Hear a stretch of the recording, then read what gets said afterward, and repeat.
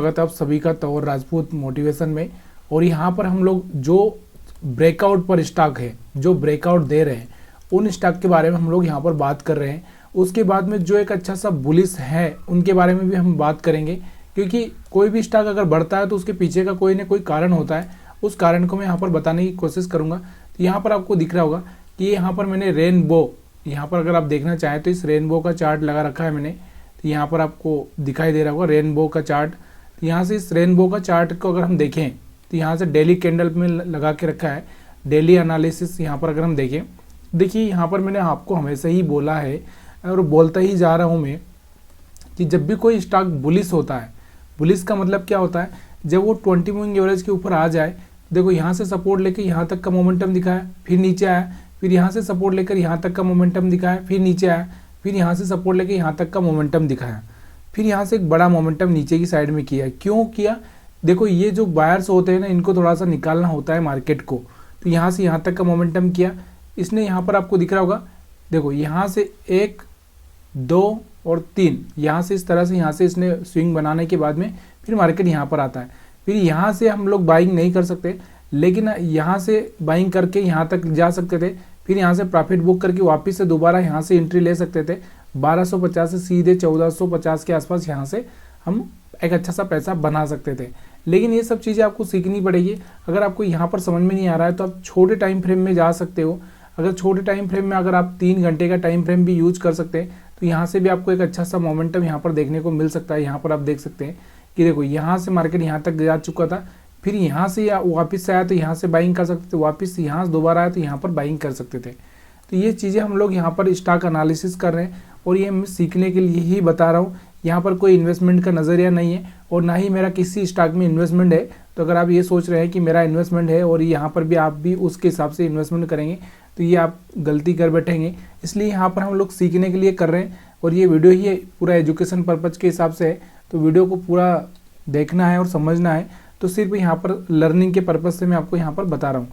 दूसरा अगर हम देखें स्टॉक्स, तो यहाँ से हेवल्स का अगर हम लोग चार्ट देखें तो यहाँ से हेवल्स का चार्ट अगर मैं देखा हूँ आपको, तो हेवल्स में यहाँ से आपको दिख रहा होगा ये कंपनी कौन सी है, आप तो इसके बारे में जानते ही हैं। यहाँ पर आप देखोगे इसका चार्ट देखिए, यहाँ पर देखो इसका भी चार्ट अगर आप डेली टाइम फ्रेम में देखोगे तो यहाँ से आपको दिख रहा होगा कहीं ना कहीं ये एक ब्रेकआउट दे रहा है। बहुत दिनों से ये वाला जो लेवल था इसका, अगर मैं यहाँ पर आपको थोड़ा सा ये दिखाऊँ तो इसको मैं यहाँ पर लेता हूँ, उसके बाद यहाँ से मैं दिखाता हूँ आपको कि ये किस तरह से यहाँ पर आपको दिख रहा होगा कि एक बहुत दिनों के बाद का ये जो एक लेवल है इसका जो ब्रेक नहीं कर पा रहा था। ये अगर हम बात करें यहाँ पर आपको दिख रहा होगा ये वाला जो लेवल था इसका, जो एक रजिस्टेंस था, इस रजिस्टेंस को ब्रेक नहीं कर पा रहा था और अब जाके इसने एक ब्रेक किया है। और यहाँ पर आप दिख रहे हो, आपको दिखाई दे रहा होगा कि यहाँ से एक अच्छा सा ब्रेकआउट दिया था और उसके बाद से यहाँ पर एक अच्छा सा मोमेंटम इसमें बना हुआ है। तो मतलब अगर हम लोग कल इसको देख लेते कि यहाँ से कुछ इसने एक ब्रेकआउट दिया है, ये लेवल जो कि बहुत दिनों से पार नहीं कर पा रहा था, उस लेवल को पार किया है, तो आज हम इंट्राडे में इसको ट्रेड कर सकते थे। या फिर इसको आप यहाँ से इस तरह से भी मार्क कर सकते हैं, ये वाला। तो यहाँ से आप देख सकते हो, अगर इसको और भी हम लोग इस तरह से मिला दें तो यहाँ से आपको दिख रहा होगा एक ब्रेकआउट होता हुआ दिख रहा है, यानी कि हेवल्स में आगे चलकर और भी चांसेस आपको देखने को मिल सकते हैं। लेकिन आपको यही है, मैं सलाह देना चाहता हूँ कि अगर आपको बाइंग करनी है, सेलिंग करनी है, जो भी करनी है, प्लीज़ अपने एडवाइज़र से सलाह लेकर ही करिएगा, क्योंकि यहाँ पर हम सिर्फ एनालिसिस करते हैं, यहाँ पर कोई रिकमेंडेशन नहीं दी जाती है प्लीज़। तो यहाँ से आप देख सकते हैं कि यहाँ से एक ब्रेकआउट होने का चांसेस इसमें लग रहा है हेवल्स में। अब हम बात करते हैं दूसरा कोई स्टॉक है जो कि एक अच्छा सा ब्रेकआउट दे रहा है। और क्यों दे रहा है? तो क्योंकि ब्रेकआउट वाले स्टॉक से आपको ट्रेड करना चाहिए, लेकिन ऐसा नहीं है कि अगर आज ब्रेकआउट हुआ तो कल ही ये स्टॉक भाग जाएगा। थोड़ा सा हो सकता है टाइम ले ले, उसके बाद में ही ये वहाँ से निकले। तो वी गार्ड अगला हमारा स्टॉक है, वी गार्ड। तो यहाँ से वी गार्ड का अगर हम देखें, चार्ट लगाता हूँ मैं वी गार्ड का, तो यहाँ से वी गार्ड को अगर आप देखोगे तो इसको अगर हायर टाइम फ्रेम में देखोगे तो यहाँ से भी आपको दिख रहा होगा कि एक ब्रेकआउट दे रहा है। मंथली चार्ट पर यहाँ पर एक ब्रेकआउट देखने को मिल रहा है। अगर आप यहाँ पर चाहते हैं तो यहाँ पर मैं एक लाइन ड्रा कर देता हूँ। देखो यहाँ से आपको दिख रहा होगा एक मंथली, यहाँ से अगर एक मंथली, यहाँ से आपको दिख रहा होगा एक मंथली ब्रेकआउट होता हुआ दिख रहा है। तो यहाँ से आपको दिख रहा होगा पूरी तरह से, तो यहाँ से आपको दिख रहा होगा। और इसको अगर छोटे टाइम फ्रेम में अगर मैं करूँ यहाँ से डेली टाइम फ्रेम में, तो यहाँ से आपको समझ में आ जाएगा कि यहाँ से आप देख सकते हो किस तरह से यहाँ से एक देखो यही सपोर्ट रेजिस्टेंस मैंने क्या किया था, मंथली चार्ट पर बनाया था और उसके बाद में मैंने इसको डेली टाइम फ्रेम में किया। तो यहाँ पर आपको दिख रहा होगा कि किस तरह से यहाँ से ये स्टॉक सपोर्ट लेता है, थोड़ा सा ऊपर जाता है, फिर सपोर्ट लेता है और फिर यहाँ से निकल रहा है। मतलब अब जाके इसमें एक अच्छा सा मोमेंटम देखने को मिल सकता है। तो ये चीज़ें ना थोड़ा सा देखो, कोई भी स्टॉक अगर मोमेंटम करता है तो हो सकता है थोड़ा टाइम ले क्योंकि फास्ट मोमेंटम नहीं करता है कोई भी स्टॉक्स। फास्ट मोमेंटम चाहिए तो आपको ये देखना पड़ेगा कि ये 20 मूविंग एवरेज के ऊपर सपोर्ट ले लिया तो फिर वापस जाएगा, यहाँ ले लिया, फिर ऊपर जाएगा, यहाँ ले लिया, फिर ऊपर जाएगा। तो यहाँ जो मैं आपको हमेशा बताता ही आया हूँ, बहुत ही अच्छा सा ट्रिक है, लेकिन इस ट्रिक को आपको याद रखने के लिए थोड़ा सा मेहनत तो करनी ही पड़ेगी। अब अगला स्टॉक देखते हैं पीबी फिनटेक। पीबी फिनटेक के बारे में शायद हम लोगों ने पहले भी बात की है, अगर आपको पता होगा तो। यहाँ से पीबी फिनटेक अगर हम लगाएं, पीबी फिनटेक, तो यहाँ से इसके बारे में हमने पहले भी बात की है और ये पॉलिसी बाजार का कल लास्ट टाइम हमने वीडियो भी बनाया था, मैंने आपको बताया भी था, शायद मेरे को याद है। तो यहाँ से हमने बात की थी कि देखो यहाँ पर आपको दिख रहा होगा पॉलिसी बाजार का, अगर हम देखें देखो यहाँ से इसने क्या किया था, मोमेंटम दिया था, सपोर्ट लिया, फिर मोमेंटम दे रहा है और यहाँ से ये भी एक हायर हाई ब्रेक कर रहा है। अगर हम बात करें इसका, तो जब इसका IPO आया था तो IPO के बारे में आपको पता होगा कि इसका IPO का प्राइस कितना था। अगर आप इसको थोड़ा सा मंथली चार्ट पर लगाएं तो यहाँ से आपको दिख रहा होगा, तो ये बहुत जल्दी ही अपना जो लेवल है, IPO का जो लेवल था इसका, इस लेवल को टच कर सकता है। तो इस चीज़ का आपको ध्यान रखना है, ठीक है। तो यहाँ पर अगर आप टारगेट लेना चाहते हैं या कुछ सोच रहे हैं तो थोड़ा सा यहाँ तक का आपका ध्यान होना चाहिए, लेकिन थोड़ा सा एक चीज़ का हमेशा ध्यान रखो कि ये मंथली चार्ट है और इसको थोड़ा सा वीकली चार्ट पर भी आपको देखना पड़ेगा कि कहाँ पर आपको एक्चुअल में यहाँ पर सपोर्ट रेजिस्टेंस दिख रहा है। क्योंकि यहाँ पर आपके पास में एक जो मौका आया था, वो मौका यहाँ पर था, यहाँ पर वो मौका था, क्योंकि यहाँ से चल के इस तरह से रिट्रेस किया था, उसके बाद यहाँ से ऊपर गया, तो अब वापस से दोबारा यहाँ से कोई मौका आया यहाँ पर, तो यहाँ से आप बाइंग का प्लान कर सकते हैं। लेकिन यहाँ पर हमारा कोई रिकमेंडेशन नहीं है, हम चार्ट एनालिसिस कर रहे हैं, चार्ट के हिसाब से ये सारी चीज़ें बातें कर रहे हैं, ठीक है। तो यहाँ से अगला स्टॉक हम ब्रेकआउट स्टॉक से देखते हैं। तो अगला स्टॉक है हमारा Aster DM health care. Aster DM health care, जो कि आपको पता ही है, एस्टर डीएम हेल्थ केयर, ये इसके बारे में हमने बहुत पहले भी बात की थी, शायद अगर आपको पता होगा तो। एस्टर डीएम हेल्थ केयर, तो यहाँ पर इसने जब ये बड़ा कैंडल बनाया हो था, शायद उस दिन हमने बात की होगी। यहाँ पर मैंने आपको बोला था कि ये स्टॉक आगे चल के कुछ अच्छा कर सकता है, थोड़ा सा रिट्रेसमेंट पे आप बाइंग का प्लान कर सकते हैं। तो यहाँ से आपको समझ में आ रहा होगा। अगर हमारा कल का चार्ट इसमें अगर होगा तो मैं आपको दिखाता हूँ, शायद सॉरी पहले का चार्ट है ही नहीं हमारे पास इसका, जहाँ से मैंने कुछ मार्किंग की हो, तो चलिए छोड़ते हैं इसको।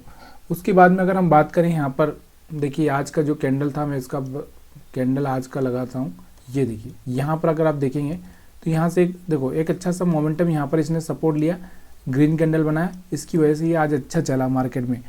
उसके बाद में और भी अगर ऐसे बहुत सारे इस तरह गिरावट मार्केट में बढ़े हैं, लेकिन आज जो सबसे ज़्यादा ब्रेक किया है, जिसने जो सबसे ज़्यादा लॉस हुआ है, सबसे ज़्यादा जो नीचे गिरे हैं, उनके बारे में हम बात करते हैं।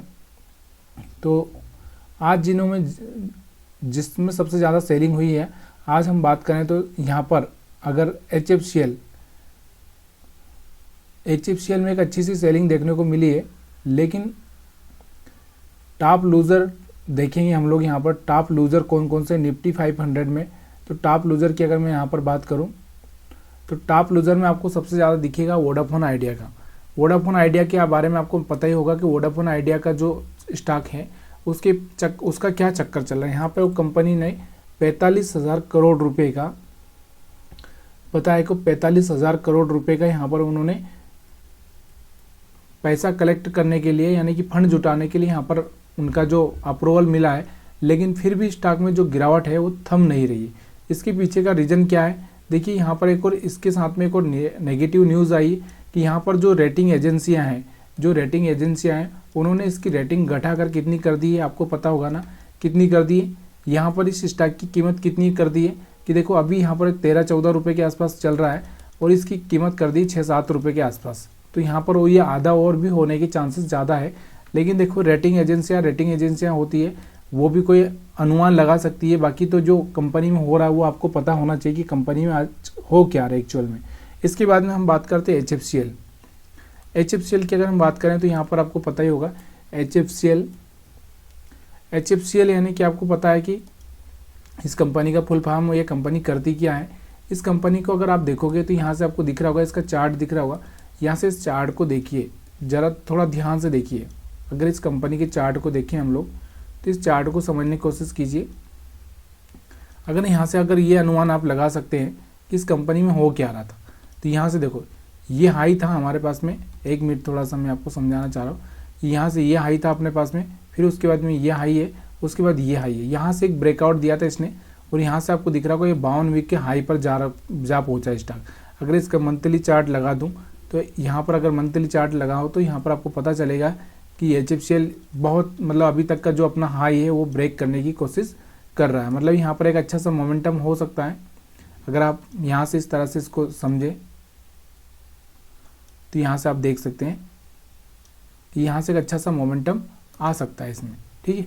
तो यहाँ से आपको थोड़ा संभल कर रहना है, ज़रूरी भी है, क्योंकि ये मंथली चार्ट है और मंथली चार्ट में और डेली चार्ट में बहुत अंतर होता है। तो इस बात का ध्यान रखिए कि यहाँ पर ये सपोर्ट ले सकता है, यहाँ पर वापस से दोबारा सपोर्ट ले सकता है यहाँ पर, और यहाँ से फिर ऊपर जा सकता है। लेकिन अगर हम लोग इसको ये सब छोड़ के अगर हम लोग अपने हिसाब से अगर इसको ये हटा दूँ मैं, यहाँ से देखें तो इसके हिसाब से हम क्या बोल सकते हैं। देखिए जो मार्केट में गिरावट हुई उसका इफेक्ट यहाँ पर दिखाई दे रहा होगा आपको। यहाँ से मार्केट चल के यहाँ पर आया, फिर यहाँ से थोड़ा सा रिट्रेसमेंट करके फिर ऊपर जा सकता है। यहाँ से आपको दिख रहा होगा इस तरह से मार्केट चलता ही रहता है एक लाइन के ऊपर। तो यहाँ से आपको HFCL में एक छोटी सी मतलब एक तरह से गिरावट जो कि स्वाभाविक होती ही रहती है, इनके बारे में हम लोग यहाँ पर कुछ बोल नहीं सकते। उसके बाद में अगर हम बात करें इन्फीबीम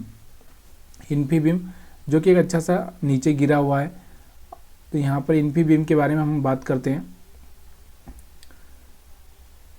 इन्फीबीम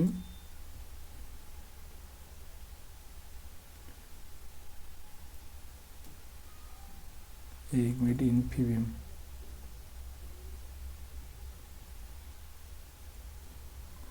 इन्फीबीम की अगर हम बात करें तो यहाँ पर आपको दिख रहा होगा इन्फीबीम का चार्ट है। अगर आपको दिख रहा होगा तो थोड़ा सा इसका चार्ट यहाँ पर आपको दिख रहा होगा साइडवेज होता हुआ दिख रहा है। तो यहाँ पर अभी हम इसके बारे में थोड़ा सा बात नहीं कर सकते।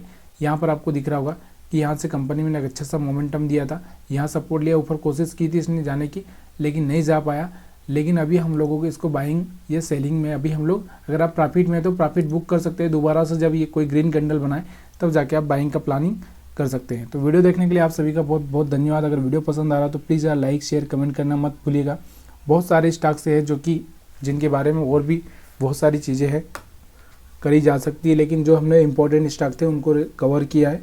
वीडियो अच्छा लगा तो लाइक शेयर कमेंट करना मत भूलिएगा।